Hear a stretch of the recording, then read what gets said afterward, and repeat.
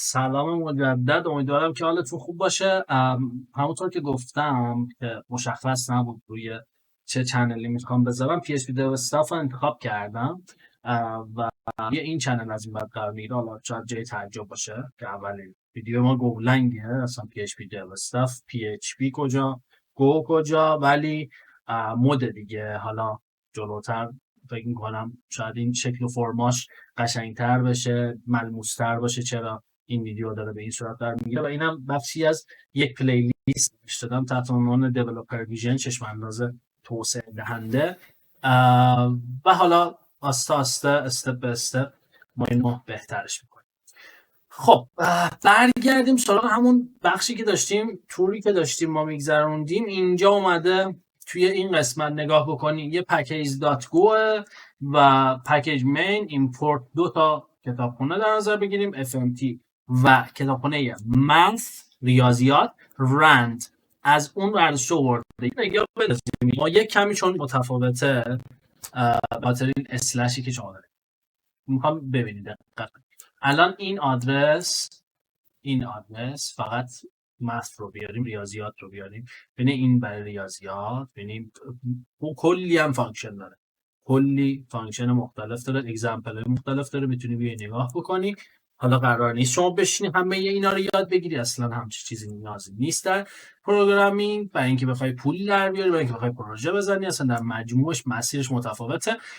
خب اینم بیایم نگاه بکنیم. میگه ببین این پکیج رندی که اینجا گذاشته، میگه ایمپلیمنت میکنه. این اسمش چی بود؟ تو با فراموشش کردم. یه نگاه بندازیم ببینیم چی داره میگه. سیدو. فقط این که معنیش چی بود؟ Used to mark something that appears to be one thing but is something else, subject or context may. بذارید ترنسلیت بزنم وانه چی بگیم بدون چیه این. برای علامت گذاری چیزی استفاده میشه که ظاهرا یک چیز است اما چیز دیگری است. با توجه به زمینه اون از به معنی تازه تقلید فریب عمدی ترکیبی از آنها باشد. دست شما درد نکنه، خیلی ممنون. رندوم چیگن؟ شبه تصادفی. شبیه بودن رو داره نشون میده. اینجا داریم که شبه تصادفی. یه نگاه بهتر داشته باشیم بعد بگذریم ازش. خیلی علاقه نداریم که ندونیم و بگذریم ازش. کلا اعدادی که آنها تصادفی رخ داده و یا رندوم میگوییم در کامپیوتر به دو دسته تقسیم میشن: ترو رندوم نامبر، سودو رندوم نامبر. یه بار دیگه برگردیم، من اینو گوش کنم. اینجا سیدو. اوکی، سیدو رندوم نامبر. واقعیت که بدون اینه که هیچ چیز تصادفی نیست، هیچی. همه چیز تو این دنیا دلیل کاملا قابل توجیه داره. مثلا اگه یک تاس رو پرتاب کنیم نمیتونیم قاطعانه بگوییم که فلان عدد میاد، برای همین به اون میگیم که عدد تصادفی. ولی خارج از بحثمون بگم بهتون که آزمایشگاه فیزیک با بررسی وزن، میزان جاذبه، میزان فشار وارده و جهت فشار وارده و کلی فاکتور دیگه تا جایی که در علم فیزیک کشف شده میتونیم قاطعانه بگیم که با پرتاب تاس در فلان شرایط عددی که میاد چیه. اما با توجه به اینکه ما در شرایط عادی توان بررسی این فاکتورها نداریم، با آنها اعداد تصادفی می‌دونیم. خیلی حرف قشنگی زده شده. خب اینا رو دیگه بگذریم ازش. اعداد تصادفی واقعی،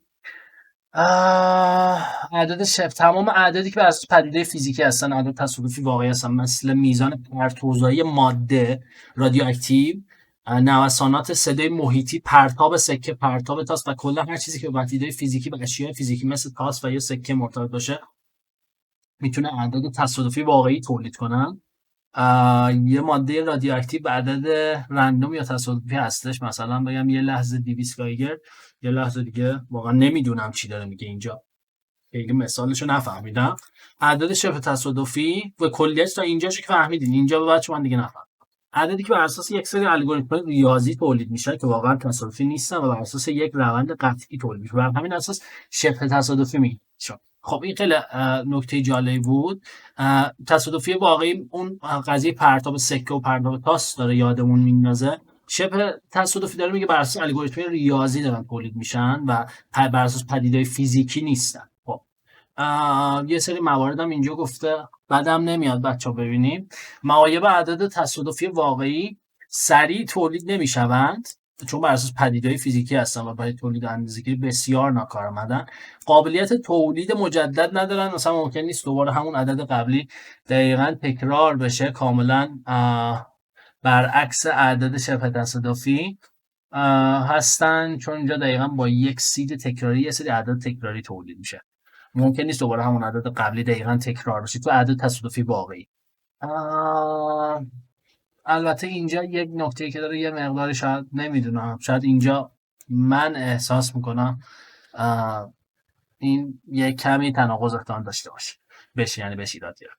به سخت افزار خارجی نیاز هست برای سنجش هر پدیده وسیله برای سنجش اون پدیده نیاز، مثلا برای اندازه‌گیری میزان پرتوزا. خب اوکی. مزیت عدد تصادفی واقعی واقعا عدد تصادفی هستن. جالبه، نمیدونم، درک فقط این تیکش برام یکم سخت شده. اینا جالب. معایب اعداد شبه تصادفی واقعا تصادفی نیستن. اوکی.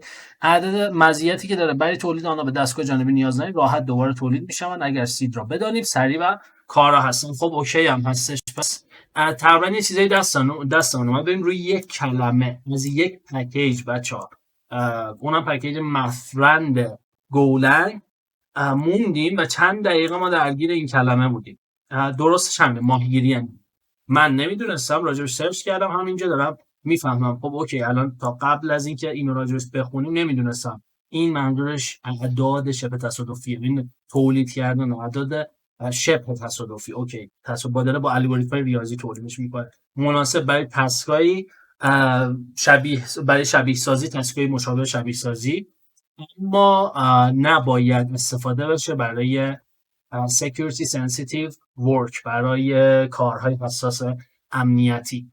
یه اگزمپل هم مثلا اینجا گذاشته. خب اینجا یه اگزمپل اومده، بریم ران بکنیم چه نتیجه میده اینجا. ما most likely ببینید گفته توی answers، این answers خب یه حالت اسلایس مانند، یه حالت اری مانند نیست، یه استرینگ. واقعا یادم نمیاد این اصطلاح درستش چی بود، اینو چی میگفتیم، اما اینو یادمه که به این صورت بود، میگفتیم یک ارایی از استرینگ هاست و خب این میبینید تو آبجکت های مختلف داخلش داره، میبینید با کوتیشن و کاما جدا شدن، آبجکت های متعددی داره و اینجا از رند اینت ان استفاده کرده و لن انسرز رو بهش داده. بعد از تو انسرز گفته کدوم کلیدشو بخون، یعنی این رند اینت ان داره بر اساس لن انسرز، یعنی تعداد پولی که میشه گفتش تعداد این انسر. الان اگه من اینطوری بگم بهتر، یعنی اینجا بیام بگم که ببین این لن انسرز رو بیار واسه من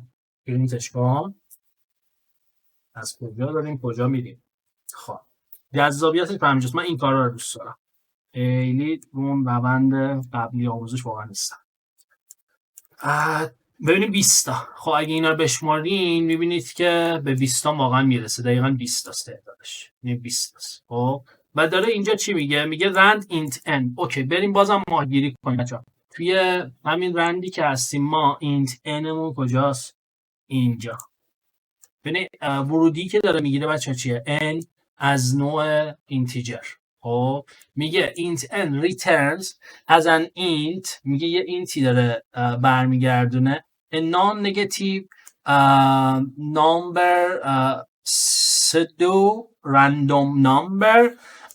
non-negative غیر منفی بود. non-negative نگاه کنیم یه بار دیگه، غیر منفی یعنی چی؟ non-negative اینم معنیش چیه؟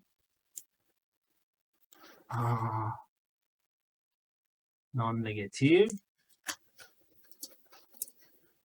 اینطوری سرچ کنیم، فاکتور گیری نامنفی، غیر منفی. منظورش احتمالا هم مدل آنساین تور باشه. کجای ما؟ اینجا بود. خب random number in half open interval به صفر شد. خب ببین چی داره میگه اینجا؟ in the half open interval. بگردیم و ببینیم چه اتفاق داره میفته. فاصله نیم باز رند اینت 100 بذار ببینم اینجا خروجی چی داره 20 تا 65 تا 90 تا داره یک فاصله مشخص میکنه از این اینترول از 0 تا n. خب from the default source از یک منبع پیش‌فرض it panics if n کوچکتر مساوی 0 باشه میگه پنیک میده یعنی هشدار میده اگر این 0 باشه یا منفی 1 باشه. ببین invalid argument to int n من منفی هم بذارم اینجا این اتفاق میفته. بله بعد بیشتر باشه از این 0 و ببینید بعد از بیشتر از 0 باشه اوکی برمیگردونه. یه بار دیگه ران کنیم اینو بذارم 1 یه بار دیگه 1. ببین این داره تلاش میکنه رندوم بده بین فکر کنم 0 تا 1 و الان داره واسه ما 0 برمیگردونه. دارم تلاش میکنم ببینم آیا 1 رو میگیریم ازش.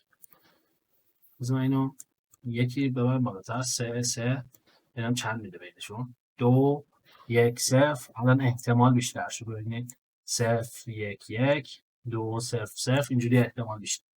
خب پس اینجا داریم متوجه میشیم که اولا یه اینتی برمیگردونه خب یه اینتی داره برمیگردونه اوکی و داره میگه ببین اعداد غیر منفی شبه تصادفی خب در یک بازه مثلا در یک رنج از 0 به بالا پنیکش داره میگه دیگه نمون کوچکتر مساوی 0 باشه ما پنیک داریم.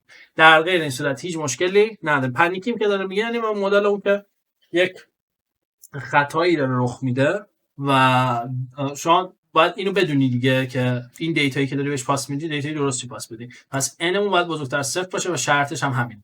خب این n ما داره پس این کار رو انجام میده یعنی روی اعداد بالاتر از 0 ما میتونیم بهش پاس بدیم و اگر دقت بکنید اینجا اگه بگیم که ببین اون لنمون بود 20 تا خب رند اینت n رو برداریم بیاریم اینجا بگیم که ببین این من درستش کنم. خب رند اینت n اون لن 20 رو بدیم ما اینجا چی میده به همون داره میده 16.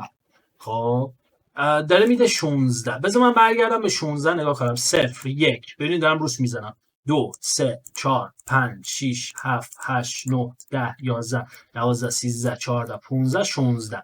ببین در اصلش اینه خب ولی چون خط بعدی داره یکی دیگه تولید میکنه ها یه رند دیگه داره اتفاق میفته مگر اینکه مثلا من اینو بچه‌ها بریزمش توی یک متغیر چجوری تعریف می‌کردیم همینطوری برای x مثلا من بیام اینو پاس بدم بهش و این درست برگردونه برای ران بکنیم. یه بار دیگه نگاه کنیم. خب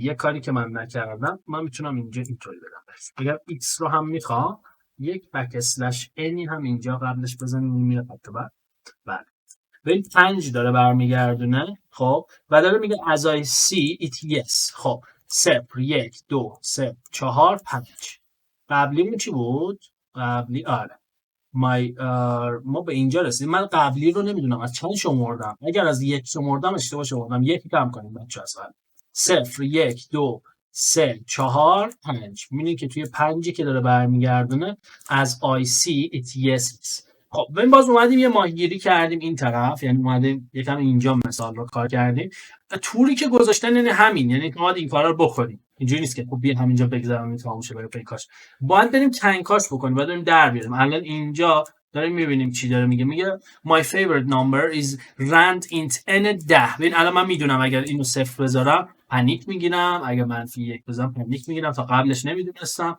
الان مثلا اتفاقا خیلی جذاب شده و میبینم که این داره الان بین 0 تا 10 برای من هر بار یک عددی رو به صورت شبه تصادفی و نان نگاتیو یعنی بالاتر از اون عدد 0 برای من تولید میکنه.